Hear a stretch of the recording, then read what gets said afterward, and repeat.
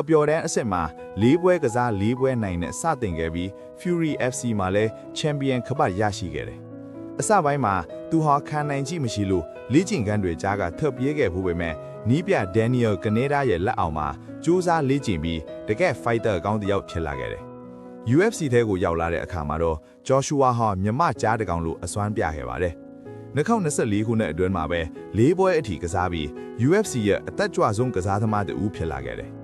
Felipe Bunes ကိုအလဲထိုးနီ UFC ရဲ့ပထမဆုံးအချီးပြတ်နိုင်ပွဲကိုယူခဲ့တယ်။ဒူးနှစ်ဖက်လုံးဒဏ်ရာရထားတဲ့ကြားကနေ Edgar Chavez ကိုအနိုင်ယူပြခဲ့တယ်။ဂျပန်လူငယ်ကျဲပွင့် Ray Turuya ရဲ့လွှဲသိမ်မှုစက်ခရမီချင်းလုံးကိုခုခံပြပြီးအနိုင်ရရှိခဲ့တယ်။ Alexandro Pantoja ကိုအနိုင်ယူပြီး Champion ထက်ချေ။ Joshua ရဲ့ဘဝမှာအမှတ်ရဆုံးကတော့နံပါတ်1စိန်ခေါ်သူ Brandon Royval နဲ့ပွဲပါ။အဲ့ဒီပွဲဟာ Flyweight သမားမှာ significant strikes အများဆုံးစံချိန်တင်ခဲ့တဲ့စစ်ပွဲတစ်ခုဖြစ်ခဲ့ပြီး Joshua ကအနိုင်ရရှိခဲ့တယ်။ဒီနိုင်ပွဲကသူ့ကို Champion Pantoja နဲ့ထိုက်တိုက်ရင်ဆိုင်ဖို့အခွင့်အရေးပေးခဲ့ပါလေ။အသက်23နှစ်အရွယ်သားရှိသေးတဲ့ Hakale Joshua Van ဟာ Champion Pantoja ကိုကြော်ဖက်ပြီးမြန်မာနိုင်ငံအတွက်ပထမဆုံးသော UFC Champion ခပတ်ကိုသိမ်းပိုက်လိုက်နိုင်ခဲ့ပါပြီ။မိခင်ဖြစ်သူကိုအိမ်အthứcဝယ်ပေးနိုင်ခဲ့တယ်လို့မြန်မာနိုင်ငံသားတွေရဲ့ဂုဏ်ဆောင်တရေကောင်းတစ်ယောက်ဖြစ်သမိုင်းတွင်သွားခဲ့ပါပြီ။